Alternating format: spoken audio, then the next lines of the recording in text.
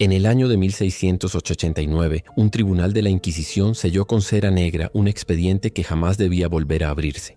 En sus páginas se hablaba de una mujer que llevó a sus 2 hijos a la cocina, encendió un caldero y los sumergió vivos en aceite hirviendo.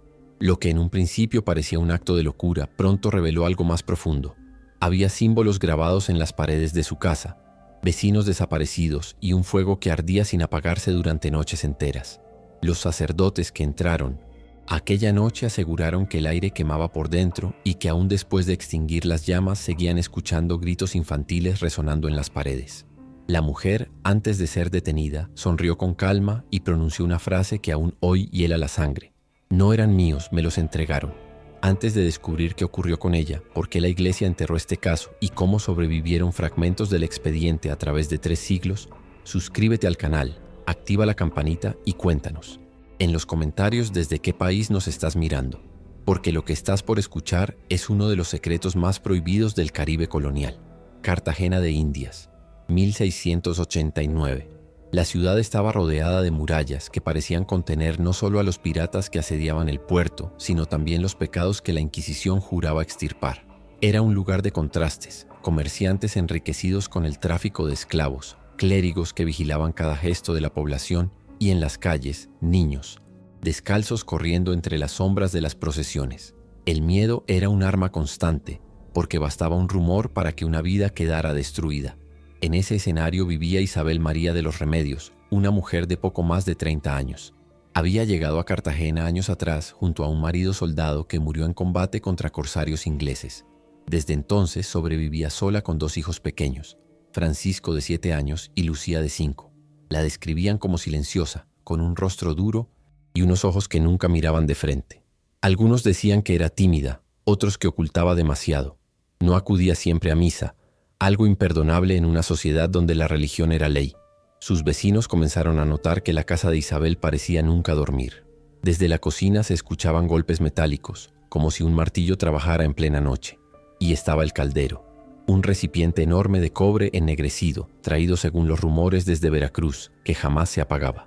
De día, ella hervía hierbas para vender como remedios, pero de noche la humareda adquiría un olor diferente, pesado, casi insoportable. Algunos aseguraban que se trataba de carne. La viuda se defendía diciendo que necesitaba el fuego constante para mantener alejada la enfermedad y que el aceite era su única protección. Nadie le creyó. Las habladurías crecieron cuando varios niños del barrio enfermaron misteriosamente, con fiebres repentinas y convulsiones. Había quienes juraban escuchar llantos infantiles saliendo de su cocina en horas en que sus propios hijos ya dormían.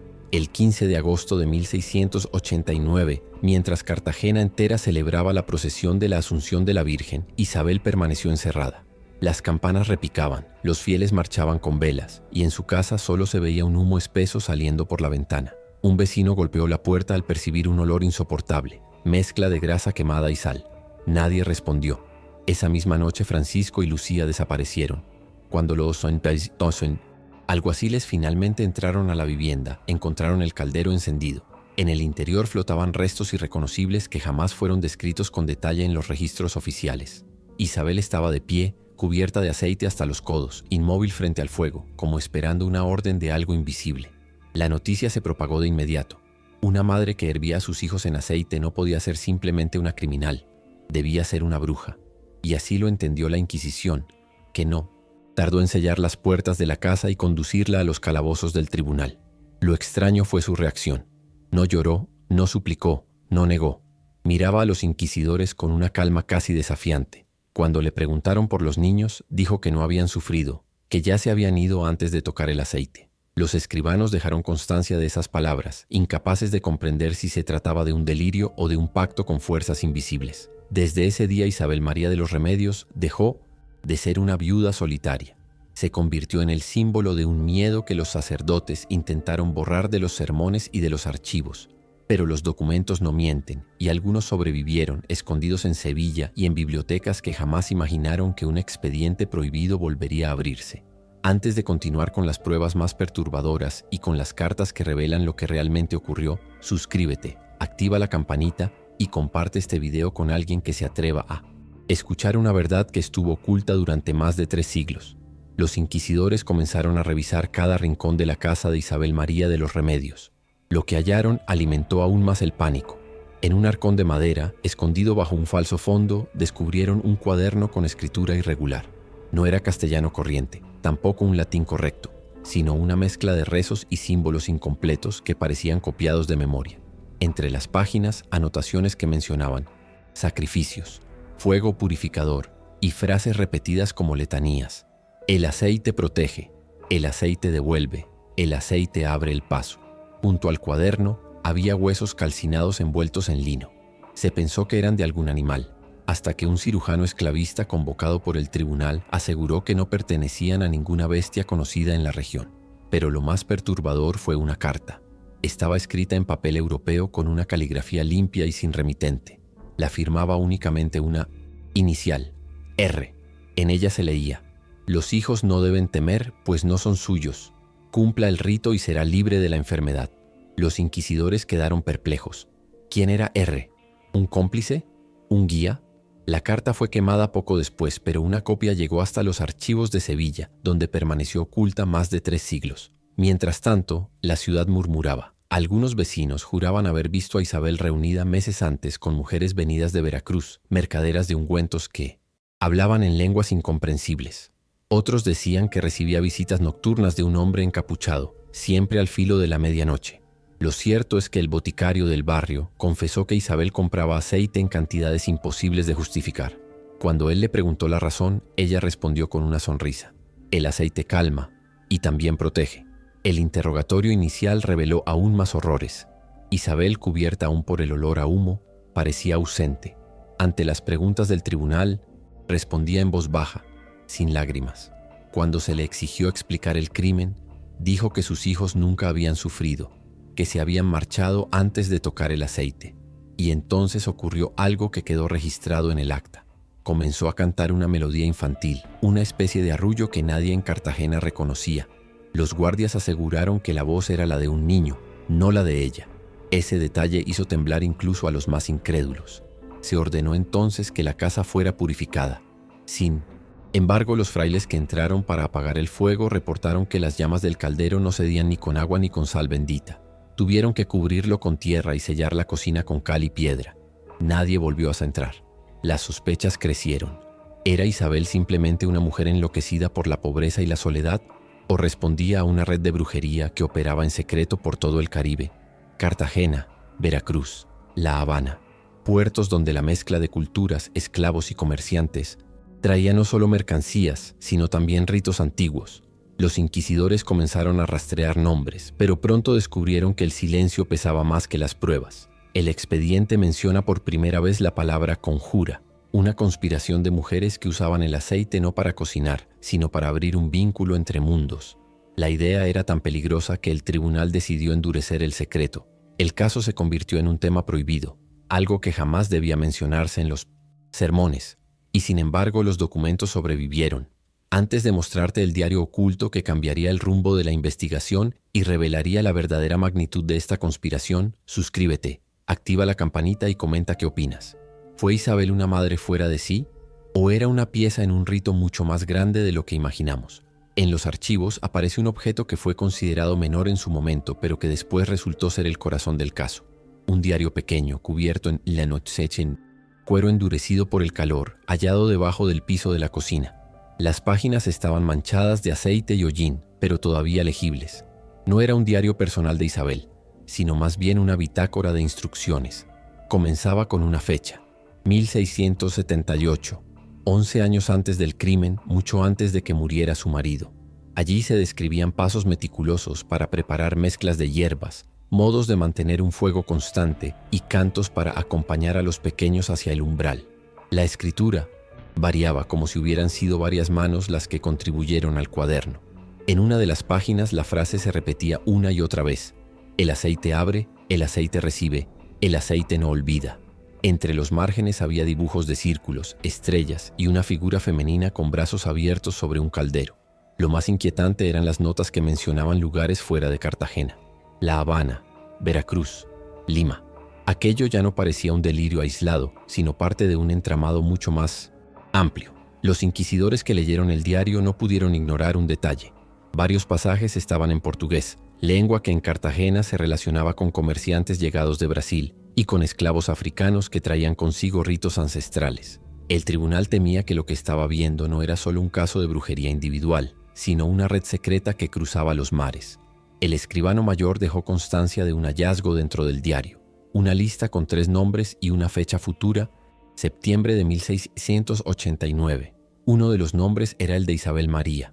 Los otros 2 pertenecían a mujeres desconocidas, con apellidos ligados a familias de Veracruz y de La Habana. ¿Se trataba de cómplices? ¿De otras viudas con el mismo mandato? Lo único seguro era que el ritual de Isabel no había terminado, que formaba parte de algo que iba a repetirse. Durante los interrogatorios, Isabel se mostraba cada vez más desconectada de la realidad. No gritaba ni se defendía, parecía esperar. Al preguntarle por el diario, simplemente dijo: «Ese libro no es mío, me fue entregado». Los inquisidores intentaron arrancarle más detalles, pero la mujer respondía con frases cortas, siempre mirando hacia la pared como si alguien la observase.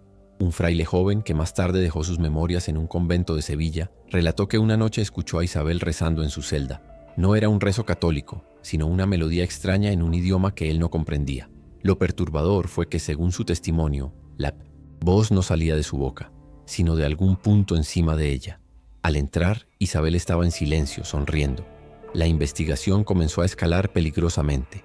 Se enviaron cartas a Veracruz para indagar sobre las mujeres cuyos nombres aparecían en el diario. No hubo respuesta.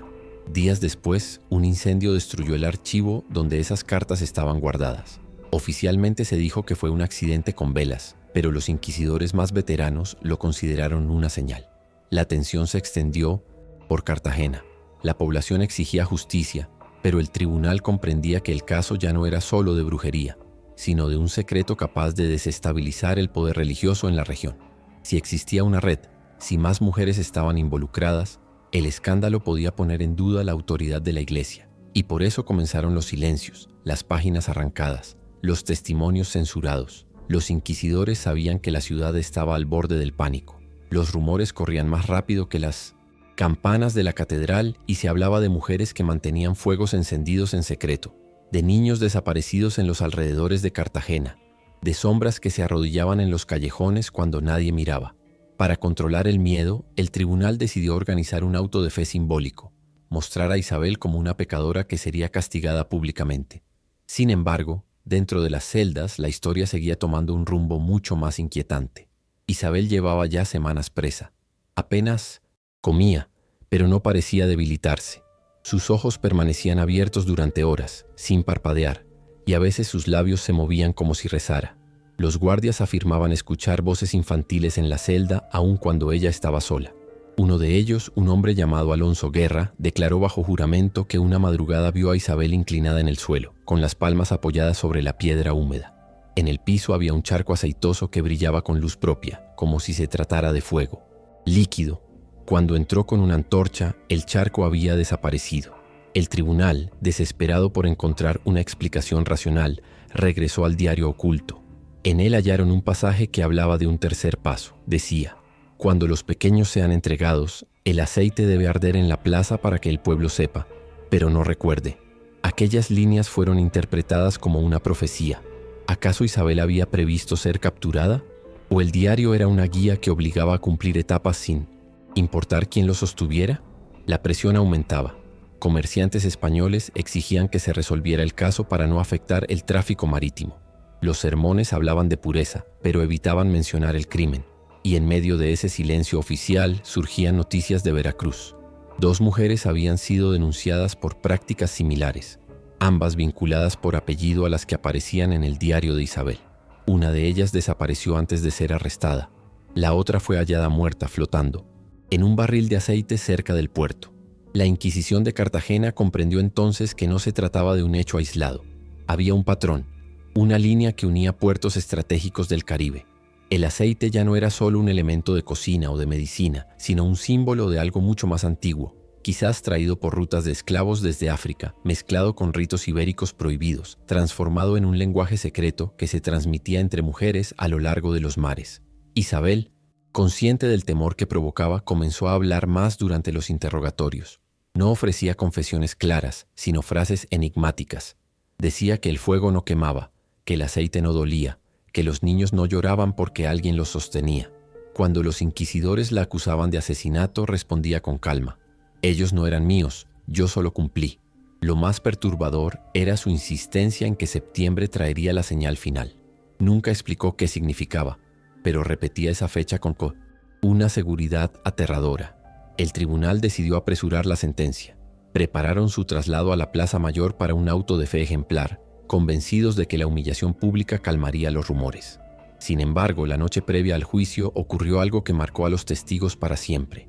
Un escribano que vigilaba las celdas afirmó que Isabel comenzó a reír suavemente y que de repente toda la prisión se impregnó del olor inconfundible del aceite hirviendo, aunque no había fuego encendido. Los guardias juraron sentir calor en la piel como si estuvieran frente a brasas invisibles. Al amanecer, el olor desapareció. El expediente oficial registra el suceso con palabras evasivas, llamándolo alucinación colectiva. Pero las notas marginales de un fraile confirman que el caldero de Isabel seguía encendido en su casa, aunque había sido cubierto con tierra y sellado con piedra. El fuego de algún modo continuaba ardiendo. Antes de contarte qué ocurrió en la plaza y cómo el clímax de este caso obligó a la Inquisición a sellar el expediente con cera negra. Suscríbete, activa la campanita y comparte este video con quien se atreva a escuchar lo que la Iglesia intentó enterrar para siempre.